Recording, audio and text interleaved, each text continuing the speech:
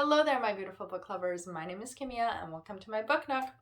We all know how hard it is to sometimes find the perfect book when we're looking at BookTok, BookTube, BookTwitter, Bookstagram, everywhere. We're looking for a good book, and a lot of books are suggested to us, but sometimes they don't live up to hype.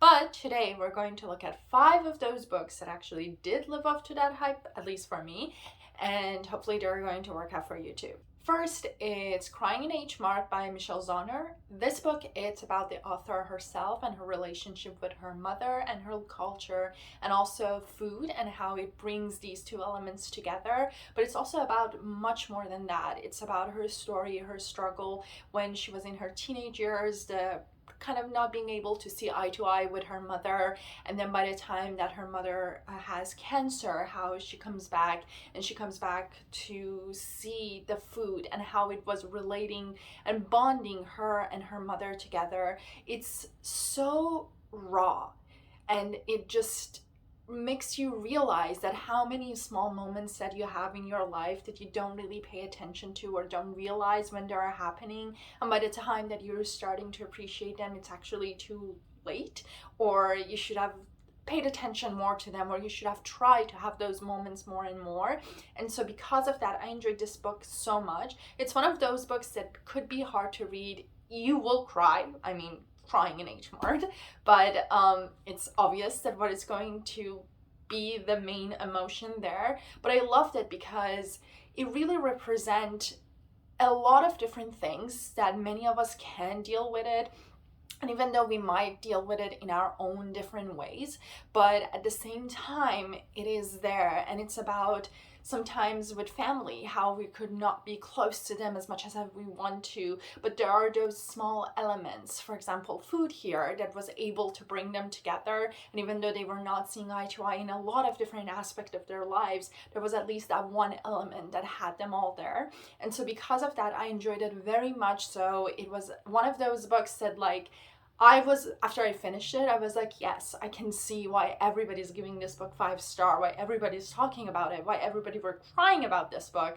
And so one of those books that you have to experience it yourself to really see what's the hype about. And so because of that, I 100% recommend it and just enjoyed it so much. Then next on the list is Atomic Habits by James Clear.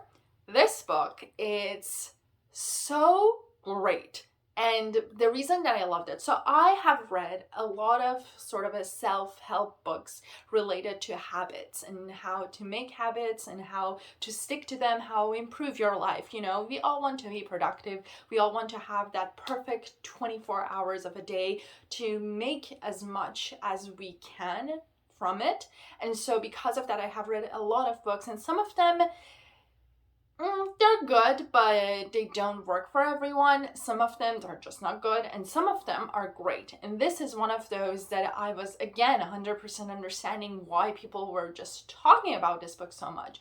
The reason that I love this book, it's because it breaks it down into different aspects and chapters and talks about how you can actually make habits and how you can stick to them. What are the issues? What are the causes that most of us are not really able to stick to habits that we even sometimes really want to do, but it's just like life gets in the way. And so because of that, this book, it's really talking about how to make our life, our everyday life, works with those habits. And the reason that I also very much loved it was because it wasn't really just a self-help guidebook that was talking about my experience, like the author experience, and like, this is the stuff that I did, this is how much like it worked for me, go do it, it will work for you too. But it was really looking at different research when it comes to psychology, neuroscience, and like just human behaviors. And because of that, I very much enjoyed it and was able to see it.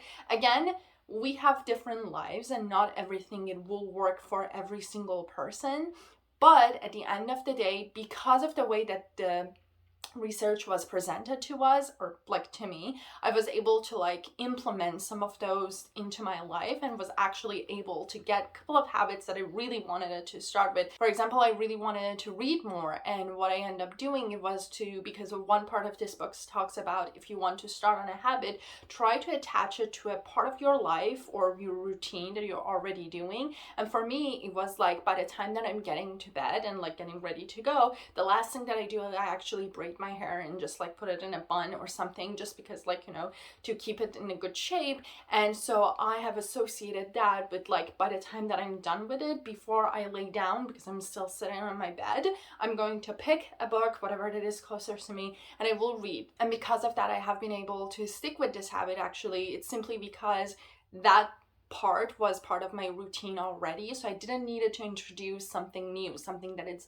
completely out of the routine, and instead it's something that it's already there. And even though I use those tips to start with the smaller habits and changes to my life, the good thing about the book is that it really shows you how to start small and then go and get bigger and bigger and bigger, to the point that you're actually really changing your life and your lifestyle, your routine, to a way that you want it to be. And so because of that, highly recommend this book. Really do give it a read. Moving to the YA section, we have The Inheritance Game by Jennifer Lynn Barnes. This book, first of all, the cover, it's just gorgeous. Love it so much. And then the reason that I really, really love this book, and I'm so happy that I read it, is that it's so entertaining and also keeps you at the edge of the seat the entire time. The book is about our main girl. She has this whole plan for her life, what she wants to do, and she's very hardworking and has like a whole thing planned out for herself. And then one day there's this millionaire guy, and he's dead, and in his will he's leaving everything to this girl, Avery, actually her name just came to me. And but there's this like one little catch, and that's for Avery to move to like this man's house and live with his grandson. He has 4 grandsons, and there's all of these like riddles and tests and puzzles and everything that she needs to solve to be able to get all of that money. And so this book, it's really like Knives Out, but like in a different way, but also at the same way, because like, for example, we have again like Avery, she's not really rich. She doesn't know why the rich guy has left everything to her. She didn't know him, she didn't know who he was and anything about that. And so because of that, she's very surprised. But then she moves in, and then the family, of course, it's not really happy about it. They wanted the money to themselves, and they're wondering if she's like a con woman, and like, you know, all of these things are like kind of a lie, or like in a sense she had like forced a guy to leave everything for her. So because of that, they are like trying to figure out how to get rid of her, you know. But then there's all of these like relationship and friendship that is formed between the 4 grandsons and Avery. And so it's just, we have the love triangle, which I love, and it's just like in general, it's such a fun book to read, and I loved it, and I was very happy that I gave it a chance. Because when it comes to YA, sometimes, since I'm a little bit older now, I'm always questioning that if it's really a good fit for me or not. But this one, it really was, because again, it was so entertaining, and you're so just wrapped up in their stories, and you want to know what's happening at their past, what's happening right now, what's the next puzzle. And so because of that, highly recommended. It's a very fun and quick read if you're looking for something, you know, to just get you out of a reading slump or something. Staying in the YA universe, we have Aristotle and Dante Discover the Secrets of Universe by Benjamin Allier Sainz.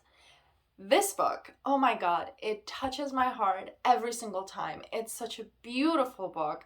It's about our 2 main characters. They are Mexican-American boys that are living in Texas, and we have Aristotle, or Ari. He is very not shy, but he's very quiet, he's very introvert, and he's living in his own bubble and struggling with his family, his relationship with his family. His older brother is in prison, and he's really struggling with all of these different things in his life. Then we have Dante, which is a charming guy, and he is a much more of an extrovert, and he's a great swimmer. And then one day they meet in a public pool. Aristotle is not really a good swimmer, he doesn't know how to swim, and then Dante offers to teach him how to swim, and that's how they start to become friends. And the books start by the time that they're 15, and then it goes all the way till they're 17.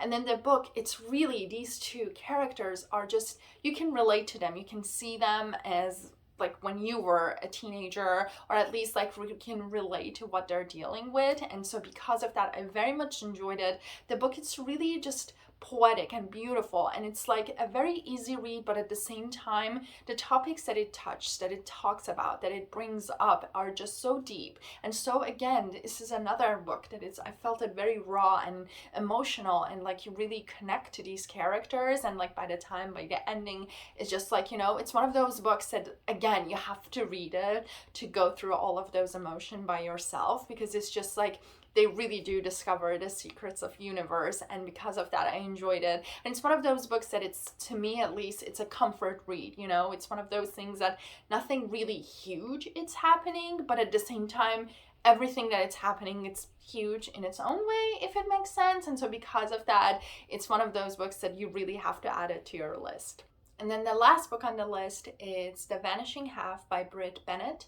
This book, it's such a beautiful and touching and also educational book, in my opinion.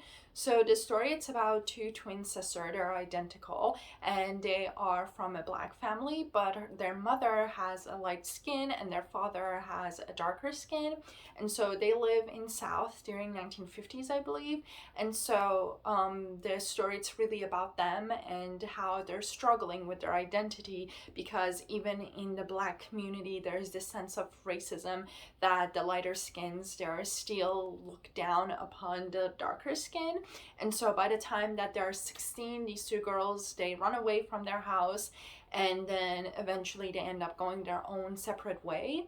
And one of the sisters, she decided to stay with her Black roots, and she years later comes back with a child, that the child actually has a very dark skin. And so she's back in her parental house, and in that community there's still a lot of that sense of racism, or like because of the darker skin of color, the issues are going on, and because of that a lot of people are giving her a hard time.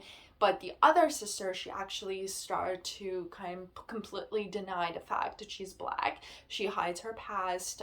She says that she's an orphan, and she marries a white man, and she really wants to stay as a white woman. And so her life, it's so different. It's took a different turn, and it's in a different sort of a class and community that she's living in. But then eventually, by the chance, faith or whatnot, the two daughter of the two sisters actually end up meeting.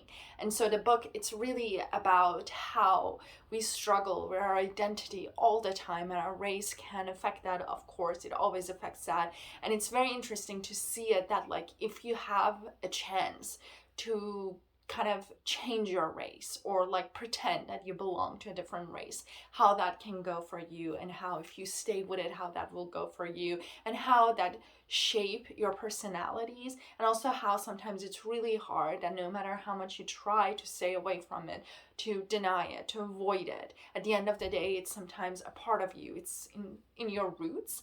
And so I very much enjoyed this book. It was very beautiful. The relationship between the sisters was just so beautifully done, especially because you see them from a young age and how they're dependent, especially because they're twin, on each other, and how they're so connected to one another. And then by the time as they get older, they start to have their own sort of personality, their beliefs, and how that actually caused those fractions between them and makes them to go on our different ways. And so because of that, it was just like, you know, it's so interesting to see, because it's one of those things that I might not be able to relate to it myself, but it's interesting to see it from a point of view of somebody else. And so it was again one of those books that by the time that I finished it, I understood 100% that why a lot of people were talking about it. And so those were the 5 books. I wanted to do a top 5 to keep it short, and really like just the 5, like the top 5 that came to my mind. And so those are the list. Hope you enjoyed it. Let me know what are some of the hyped book that you actually read and enjoyed. And until the next video, happy reading.